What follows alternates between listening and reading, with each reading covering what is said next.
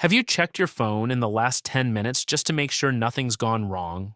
Have you replayed a conversation at midnight, rewriting what you should have said, as if getting the words right could still change the outcome? What if the problem isn't that you care too much?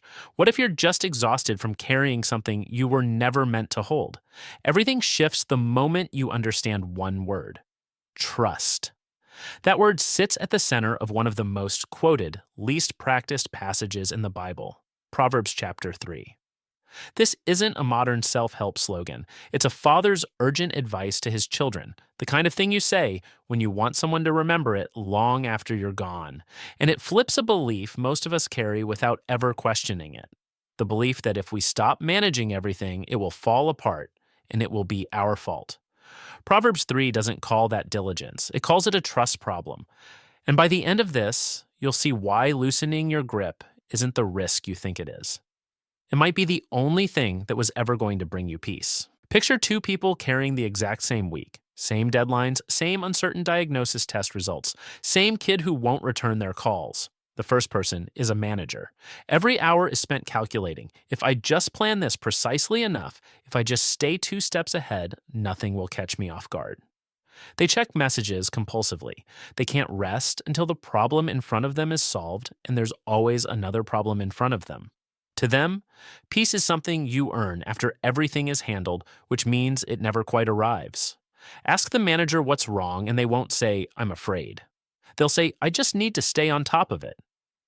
But underneath that sentence is a quiet, exhausting belief: if I'm not the one holding this together, no one is, and everything I love is one missed detail away from falling apart. Then there's the second person: same week, same weight, same unknowns. But they move differently, not because they know how things will turn out. They don't. Not because they've stopped caring. They haven't. They still show up to the hard conversations, still do the work in front of them, still feel the fear in their chest when the test results are late. But they've simply stopped believing the outcome depends entirely on them. When you ask what's different, they won't hand you a system or a technique. They'll tell you it isn't about how hard they're holding on, it's about who they've decided to lean their weight into. The difference between these two people was never how much they were carrying, it's what they'd already put down. To understand where that second posture comes from, you have to picture who's speaking in Proverbs 3. This is Solomon, a father passing down what he'd learned the hard way, talking to his son as if he only had a limited number of chances to say the one thing that mattered most. And notice what he doesn't say. He doesn't say work harder. He doesn't say plan more carefully, or don't rest until you're certain. That would have been the expected advice, the advice we give ourselves every day. Instead, in Proverbs 3:5-6, he writes something that still unsettles people who like being in control. Trust in the Lord with all your heart, and lean not on your own understanding. In all your ways submit to him, and he will make your paths straight. Not lean a little, not trust when it's convenient, with all your heart. And stop depending on your own understanding of how this is supposed to go. Strip away the poetry, and there's a simple structure underneath this verse. There's the one you lean on. There's the leaning itself. Not a light touch, but your full weight. And there's the path that follows. Not necessarily an easy one, but a guided one. Have you ever seen someone lean on a staff while also trying to carry the staff at the same time, arms shaking, refusing to let it bear any of their weight? You can't do both. You either hold yourself up or you let something else hold you. Most of us are doing the first one and calling it faith. The Hebrew word behind trust here is batach. And it doesn't mean hoping things work out. It means leaning your full body weight on something, the way you'd lean on a staff crossing uneven ground. It's the difference between believing a chair could hold you and actually sitting down in it. Proverbs 3 isn't asking you to feel confident. It's asking you to sit down. Think about driving on a long stretch of highway, knuckles white, arms tense, hands locked onto the wheel, like letting go even slightly means the car will drift. Gripping that hard doesn't make the car go faster or straighter.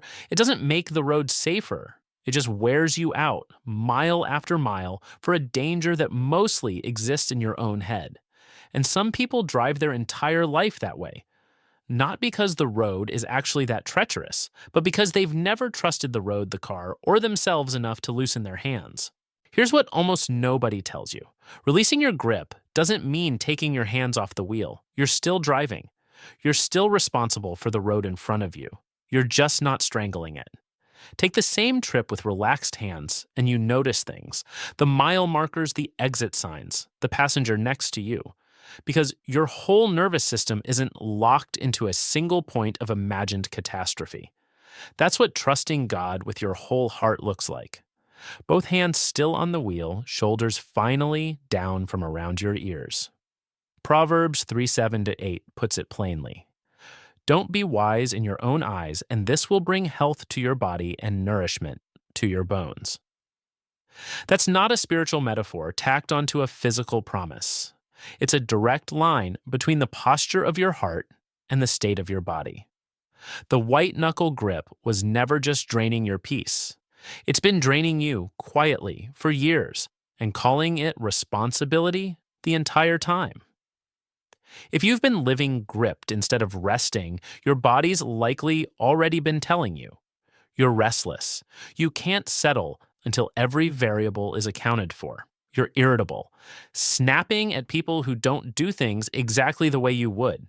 You're isolated, struggling to hand anything to anyone else because what if they get it wrong?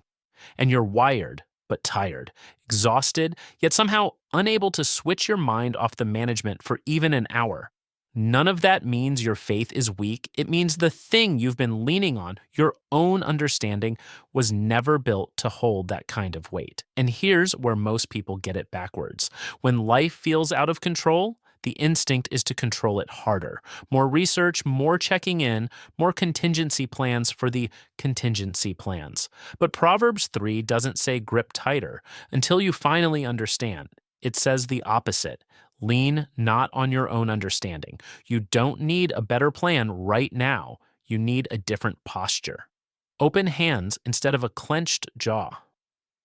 3 small, repeatable shifts can move you from gripping to leaning. The first is release.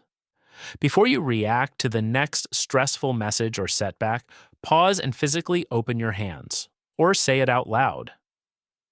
I'm handing you the outcome, not the responsibility. That single motion interrupts the reflex to grab back control. The second is action. Trust was never meant to be passive.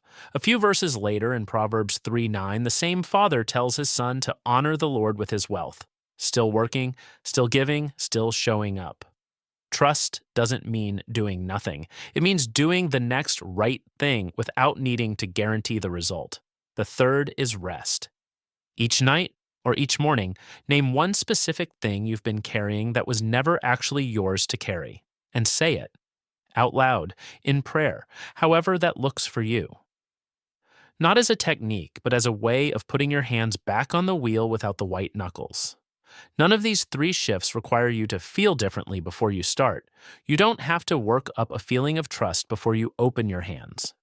The opening comes first, and the peace tends to follow behind it, not the other way around. That's the part most people get stuck on. They wait to feel ready to let go, and the waiting itself becomes just another form of gripping. When that posture becomes normal instead of occasional, something shifts that isn't just emotional. Decisions get lighter. Not because the stakes are lower, but because the outcome was never entirely resting on your shoulders to begin with. Peace stops being something you chase after the crisis is resolved and starts showing up in the middle of it, which is the only place peace was ever actually useful. And relationships soften because you stop needing everyone around you to behave exactly right in order for you to feel safe. You'll notice it in small moments first. A delayed flight that used to send you into a spiral now just becomes a delayed flight. A child's choice you disagree with stops feeling like a verdict on your parenting. A project outcome you can't control stops following you into your sleep. None of the circumstances changed. What changed is what you were leaning on while you walked through them. So here's the whole thing, said plainly. It's not about gripping harder. It's about opening your hands. It's not about knowing every outcome in advance. It's about trusting the one who does. It's not about controlling your life down to the hour.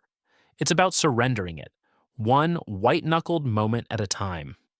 The next time you catch yourself reaching for your phone just to make sure nothing's gone wrong, or lying awake rewriting a conversation you can't take back, let that be the cue. Not to grip tighter, but to loosen your hands and remember whose road this actually is. If that landed somewhere honest, go to the comments and type, "Not my grip, your hands." And if you know someone who's been white knuckling their way through this season, send this to them. Give them permission to finally let go of the wheel.